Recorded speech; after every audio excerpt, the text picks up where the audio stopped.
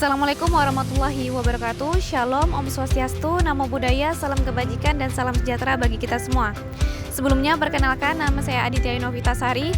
Saya mahasiswi dari program studi Ilmu Pemerintahan, Fakultas Ilmu Sosial dan Ilmu Politik, Universitas Mula Warman. Baik, pada kesempatan kali ini saya akan bahas terkait dengan strategi dalam meningkatkan literasi digital aparatur desa di Indonesia. Sebelum itu, perlu kita ketahui dulu apa itu literasi digital. Literasi digital adalah kemampuan untuk menggunakan teknologi untuk mengakses informasi, berkomunikasi, dan menyelesaikan tugas sehari-hari. Di era digital ini, aparatur desa seperti kepala desa, sekretaris, dan staf-stafnya perlu mahir dalam menggunakan teknologi untuk membantu dan mendukung pembangunan desa yang lebih efisien. Selanjutnya kita akan bahas terkait dengan latar belakang. Latar belakang isu ini terkait dengan transformasi digital di Indonesia, di mana pemerintah menerapkan atau mendorong sistem pemerintahan berbasis elektronik, itu disebut juga dengan SPBE, untuk mempercepat pelayanan publik. Di tingkat desa, aparatur desa bertugas mengelola administrasi, pelayanan masyarakat, dan program pembangunan. Namun, banyak desa di Indonesia masih tertinggal dalam akses teknologi. Menurut data Kementerian Komunikasi dan Informatika atau yang biasa disebut dengan Kominfo, di tahun 2023 hanya sekitar 60% desa yang memiliki akses internet stabil dan literasi digital aparatur desanya masih rendah. Ini penting karena aparatur desa adalah ujung tombak pelayanan publik seperti pengelolaan eKTP, pembayaran online, dan komunikasi dengan pemerintah pusat. Tanpa literasi digital yang baik, desa sulit berkembang dan masyarakat kurang terlayani. Selanjutnya kita akan menganalisis beberapa permasalahan yang terjadi. Yang pertama itu adalah banyak desa memiliki akses internet yang lambat atau tidak stabil, sehingga sulit mengakses platform digital seperti aplikasi e-government. Yang kedua, rendahnya keterampilan. Aparatur desa sering berusia lanjut atau berlatar belakang non-teknis, sehingga kesulitan menggunakan perangkat seperti komputer, smartphone, atau software administrasi.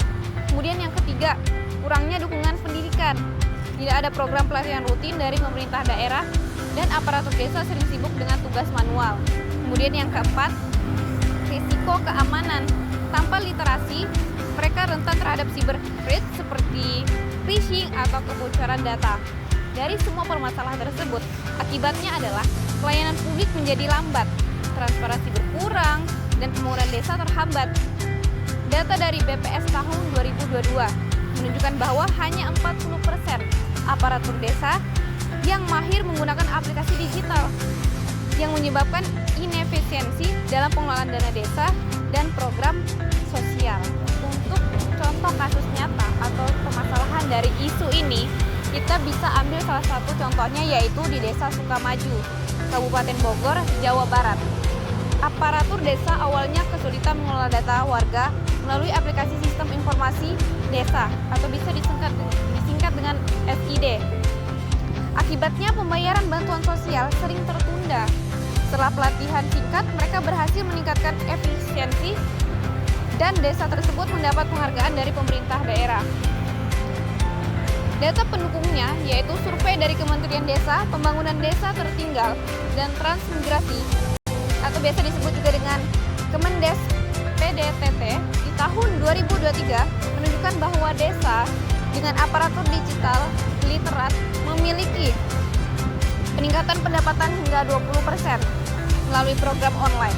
Sebaliknya, di desa tanpa literasi, tingkat keluhan masyarakat naik 30% karena layanan lambat.